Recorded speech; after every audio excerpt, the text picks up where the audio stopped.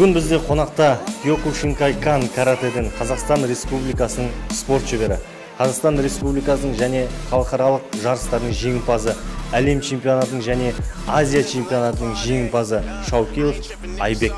Ендеше Айбекпен таныс болайық.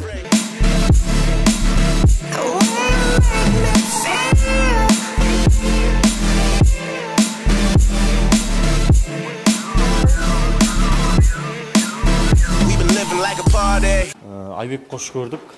Енді өзіңе ең алғашқы сұрақ, өзің жайлы ақпарат бере кетсең. Қай жыл дүниеге келдің, қай жақта тұрасың, қай жақтың тумасысың? Мен 2001 жылы осы Қызылорда қаласында дүниеге келдім. Осы өзім 101 мектепті бітірдім. Қазір Қорқыт Ата атындағы Қызылорда мемлекеттік университетінің 3-ші курс студентімін. Енді келесі білгіміз келіп тұрған, жалпы осы спорт түріне қай жастан бастап келдің? Соны толығырақ айтып өтсең. Мен осы спорт түріне 2009 жылы 8 жастан бастап қатыстым. Номер 101 мектепте ол кезде Мұхаммед Бауыржан деген жаттықтырушым қабылдап алды. Қазір де жаттықтырушым, сол кісінің қолынан бастап қатыстым. Сол 11 жылдай болды осы спортқа айналысқаным. Енді осы спорт түрін толығырақ айтып өтсең, мысалға біз көп адамдар каратені біледі, бірақ жаңа мына спорт түрін көп адамдар естімеген. Менің өзім бір шет естіп, мысалға осы қандай ерекшеліктері бар, қандай артықшылықтары бар? Біздің бұл карате спорты Киокушинкай деп аталады. Бұл каратедің ерекшелігі бізде полный контакт дейді, толық контакты деп төбелеседі. Беттен ұру жоқ, тек қол, аяқ бәрі жұмыс істейді. Каратэде ерекшелігі ол олимпиадалық болып саналса, біздікі әлі олимпиадаға кірген жоқ. Еңбегі. Біздің спорт кикбокске ұқсайды. Шамалы ұқсастығы бар, тек беттен ұрмайды. Аман жүрсің. Жақсы, енді осы жаққа келе жатқанда өзің туралы кішкене ақпараттар қарадық. Енді көптеген жетістіктерің бар екен, көптеген елдерде болған екенсің. Енді басыңнан өткен бір қызықты оқиғамен бөлісіп отырсаң, қандай қызықты оқиғалар болды? Мысалға, мынандай төбелес кезінде байқамай беттен ұрып қалатын сәттер бола ма? Қандай қызықты оқиғалар өтті? Ол ондай жарыстарда ондай сәттер көп болады, бірақ мен ерекше болған жарысым бұл кезде енді Иран елінде болды. Бұл кезде енді ауырыңқырап бардым. Сәл температура беріп, шамалы тұмауратып барғам.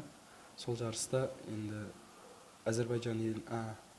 Афганистан елінің спортшысымен шықтым. Ол кезде білмеймін, өзім шамалы әлсіз десем, бірақ ондай қатты білінген жоқ. Бірдей төбелестік екеуміз, бірақ соның жүзінде судьялардың решениесімен мен ұтылып қалдым. Сол жарыс әлі есімнен кетпейді. Сол шамалы ауырыңқырап барғам, өзіме минус болып барды бір жағынан. Сол әлі есімнен ерекше емес. Енді келесі сұрақ мынандай.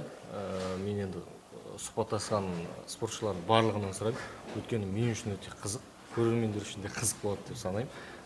Басқа спорт түрлерінде жарысқа барып келеді. Белгілі бір мөлшерде қаражат, жеңімпаздары қаражат алады. 10 жыл, мысалы 11 жыл болды дедіңіз, осы спортпен айналысып келе жатқаныңа. 11 жыл ішінде Айбек қанша қаражат тапты осы спорттан? Қанша пайда тапты? Мен бұл спорттан әлі пайда тапқан жоқпын. Бірақ біздің жарыстарымызды, шетелге барған жарыстарымызды бәрімізді спорт министерствосы көтереді.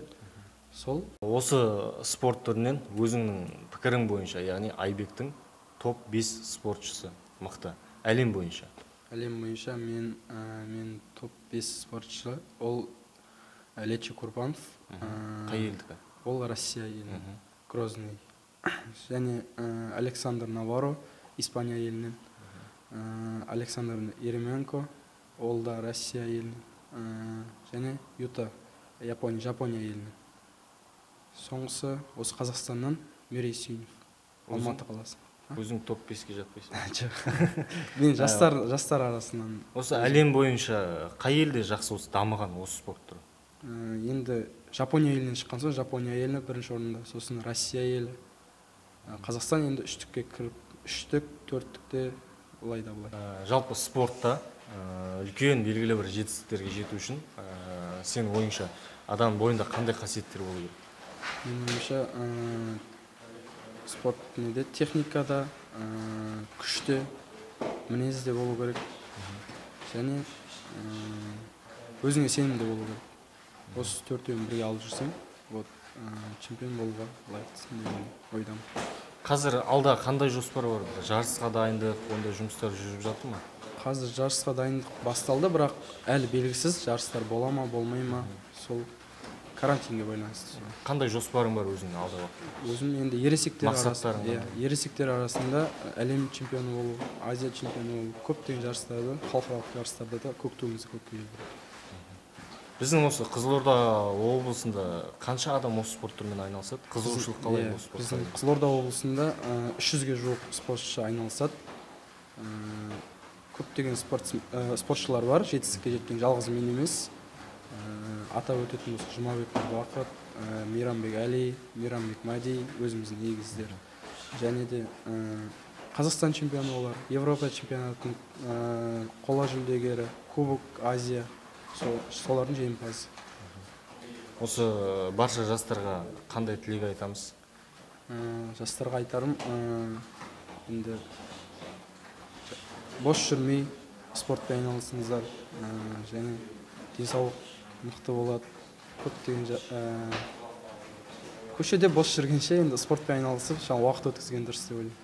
Рахмет Айбек, өзіңе де үлкен алғыс білдіреміз. Алтындай уақытыңды бөліп, осындай бізбен сұхбаттасқаныңа, саған да алдағы уақытта үлкен жетістіктер тілейміз.